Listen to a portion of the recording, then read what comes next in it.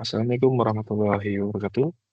Yang terhormat Ibu Syifa Fatimah Zahro, Esum MHum, selaku dosen pengampu kuliah Estetika Humanisme, izinkan saya mempresentasikan ujian akhir semester mata kuliah Estetika Humanisme dengan tema yang diambil yaitu Industri 4.0 and Society 5.0. Adapun judulnya yaitu manusia di tengah perkembangan teknologi menjaga keseimbangan antara Industri 4.0 dan Society 5.0. Melalui pembahasan ini, saya ingin melihat perkembangan teknologi bukan hanya dari sisi kecanggihannya, tetapi juga dari sisi kemanusiaannya. Teknologi memang dapat membuat banyak hal menjadi lebih cepat dan efisien, tetapi tetap perlu diarahkan agar memberikan manfaat yang nyata bagi manusia. Karena itu, pembahasan tema ini sangat relevan dengan estetika humanisme, terutama ketika berbicara tentang bagaimana kemajuan teknologi tetap menghargai martabat, kebutuhan, serta nilai-nilai manusia. Kenapa topik ini penting? Topik ini penting karena perkembangan teknologi berlangsung sangat cepat. Saat ini kita semakin akrab dengan artificial intelligence, otomatisasi, big data, Internet of Things, serta berbagai layanan digital yang mempengaruhi pola kerja dan kehidupan sehari-hari.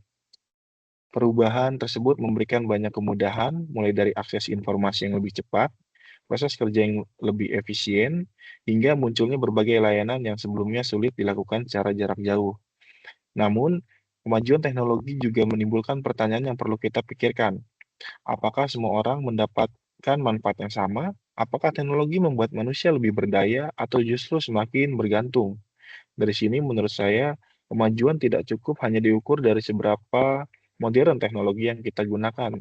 Teknologi seharusnya tetap menjadi alat untuk membantu manusia, bukan menjadi tujuan akhir yang membuat nilai kemanusiaan, etika, dan hubungan sosial justru terabaikan. Industri 4.0 merupakan tahap perkembangan mesin, perangkat, data, dan sistem digital saling terhubung. Konsep ini banyak dikaitkan dengan penggunaan Internet of Things, Big Data, Artificial Intelligence, otomatisasi, serta sistem cyber fisik. Contohnya dapat dilihat pada pabrik pintar yang menggunakan sensor untuk memantau mesin, mengolah data secara otomatis, dan bahkan mendeteksi kemungkinan kerusakan sebelum masalah benar-benar terjadi. Penerapan Industri 4.0 memberikan keuntungan besar bagi organisasi karena proses menjadi lebih cepat, efisien, dan berbasis data. Akan tetapi, perubahan tersebut juga menuntut manusia untuk terus beradaptasi. Beberapa pekerjaan yang sifatnya rutin dapat berkurang, sementara kebutuhan terhadap keterampilan baru semakin meningkat. Jadi, perkembangan teknologi bukan hanya manusia tidak lagi dibutuhkan, tetapi peran manusia ikut berubah dan semakin menekankan kemampuan berpikir, beradaptasi, berkomunikasi, serta pengambilan keputusan. Selanjutnya yaitu Society 5.0. Itu berbeda dengan industri 4.0 yang banyak menekankan digitalisasi dan efisiensi industri. Society 5.0 lebih menempatkan manusia sebagai pusat pemanfaatan teknologi. Teknologi seperti AI, Big Data, robotika, dan Internet of Things tetap digunakan, tetapi tujuannya diarahkan untuk membantu menyelesaikan berbagai persoalan sosial dan meningkatkan kualitas hidup. Dengan kata lain, teknologi tidak hanya dikembangkan karena mampu dilakukan, tetapi karena dapat memberikan manfaat bagi masyarakat. Contohnya adalah pemanfaatan teknologi untuk pendidikan jarak jauh, layanan kesehatan, transportasi, pelayanan publik, hingga dukungan bagi masyarakat di daerah yang memiliki keterbatasan akses. Hal penting dalam Society 5.0 adalah inklusivitas. Kemajuan digital seharusnya tidak hanya dinikmati oleh orang yang memiliki perangkat dan kemampuan tinggi, tetapi juga perlu dirancang agar dapat membantu kelompok masyarakat yang lebih luas dan tidak memperbesar kesenjangan sosial. Selanjutnya, Industri 4.0 versus Society 5.0. Sebenarnya eh, bukan dua konsep yang saling bertentangan.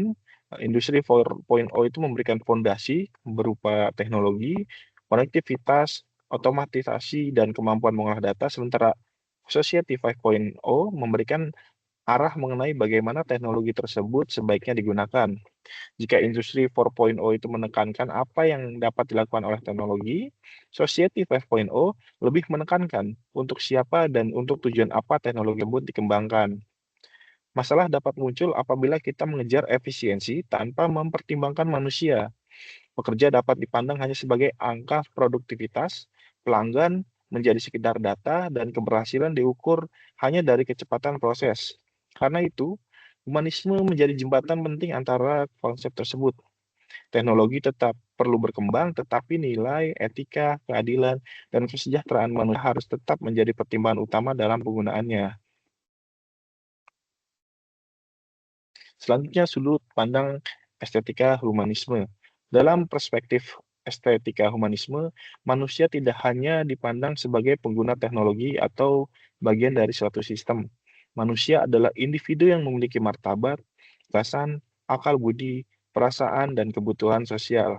Karena itu, ketika kita menilai suatu teknologi, pertanyaannya tidak cukup hanya apakah teknologi tersebut canggih atau cepat, tetapi juga apakah teknologi itu memberikan manfaat, menghargai manusia, dan digunakan secara bertanggung jawab.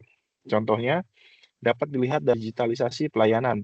Sistem digital memang dapat memangkas antrian dan mempercepat proses.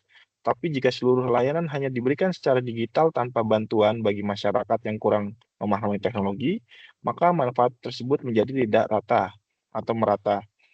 Jadi, teknologi yang humanis bukan hanya teknologi yang bekerja dengan baik, tetapi teknologi yang tetap memperhatikan kondisi manusia yang beragam dan tidak meninggalkan mereka yang membutuhkan bantuan. Berikutnya ada contoh pertama yaitu pendidikan digital. Pendidikan digital merupakan salah satu contoh nyata bagaimana teknologi dapat memberikan manfaat bagi manusia.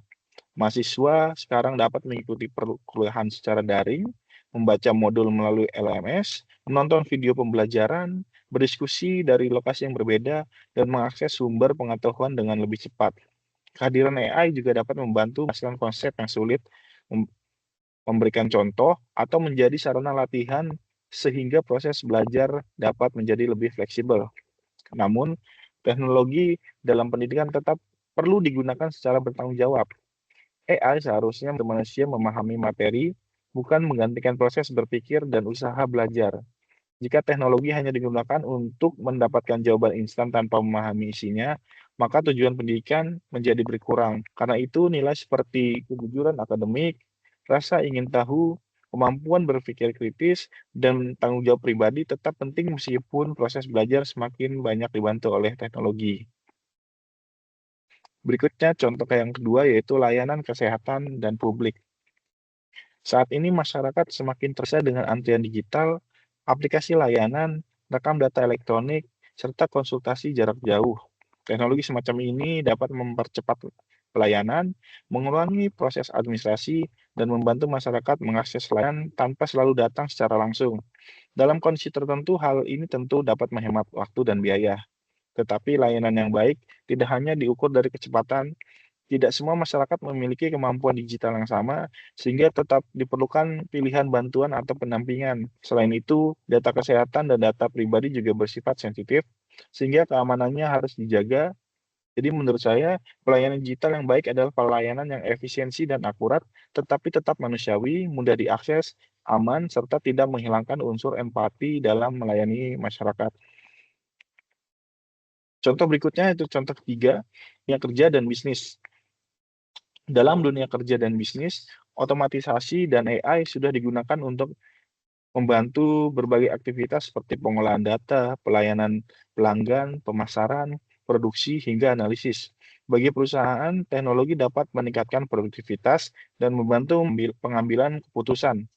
Namun, perkembangan itu juga menimbulkan kekhawatiran bagi beberapa jenis pekerjaan akan berubah atau berkurang karena dapat dilakukan dengan lebih cepat oleh mesin dan sistem otomatis. Menurut saya, hal yang lebih penting adalah mempersiapkan manusia menghadapi perubahan tersebut. Pekerja perlu terus meningkatkan keterampilan yang sulit digantikan oleh mesin, seperti komunikasi, empati, kreativitas, kepemimpinan, dan kemampuan mengambil keputusan dalam situasi yang kompleks. Perusahaan juga seharusnya tidak hanya mengejar efisiensi, tetapi memberikan kesempatan bagi pekerja untuk belajar dan berkembang. Jadi teknologi sebaiknya membantu manusia bekerja lebih baik, bukan sekedar menggantikan posisi atau peran manusia. Berikutnya ada resiko etis yang harus diwaspadai. Di balik berbagai manfaatnya, teknologi memiliki resiko etis yang perlu diperhatikan. Salah satunya adalah privasi data. Karena semakin banyak aktivitas dilakukan secara digital dan semakin banyak data pribadi yang tersimpan. Selain itu, terdapat resiko bias algoritma. Sistem AI belajar dari data sehingga jika data yang digunakan tidak seimbang atau mengandung bias, hal yang diberikan juga dapat menghasilkan keputusan yang tidak adil bagi kelompok tertentu. Resiko lainnya adalah kesenjangan digital atau dehumanisasi.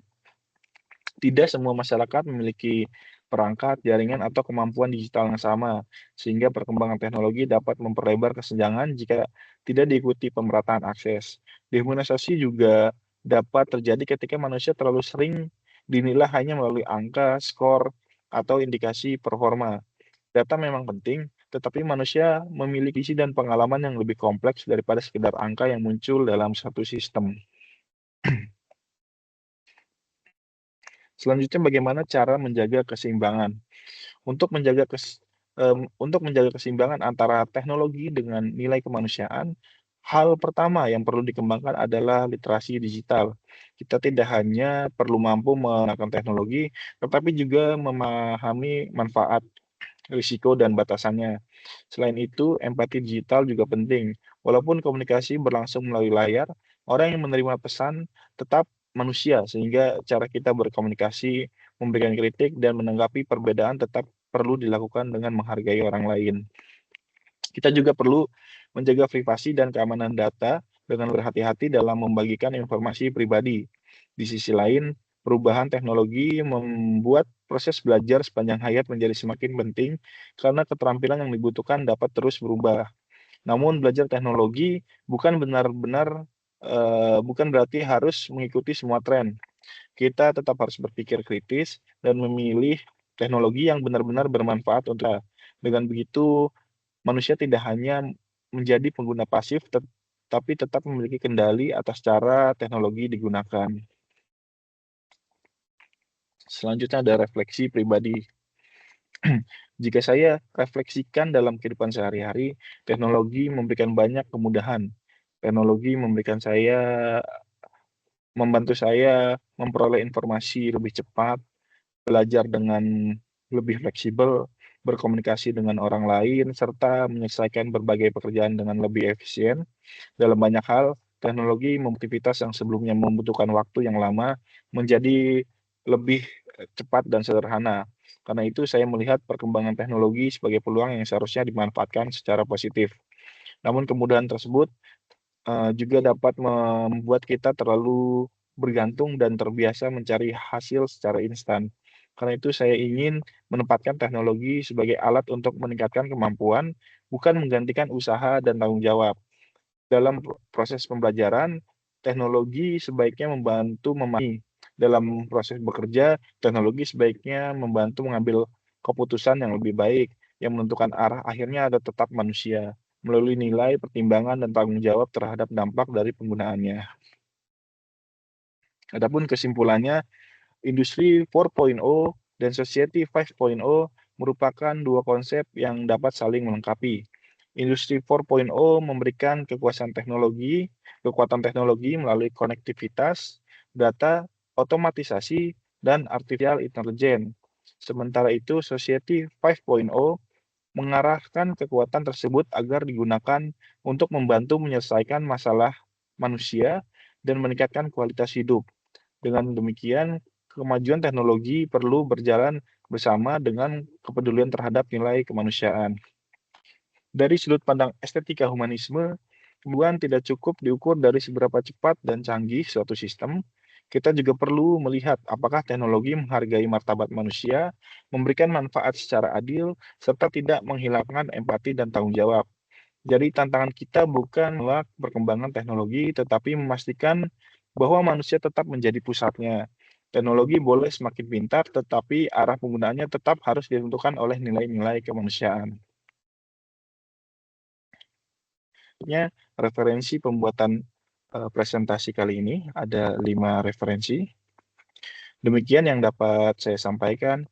Kurang lebihnya mohon maaf.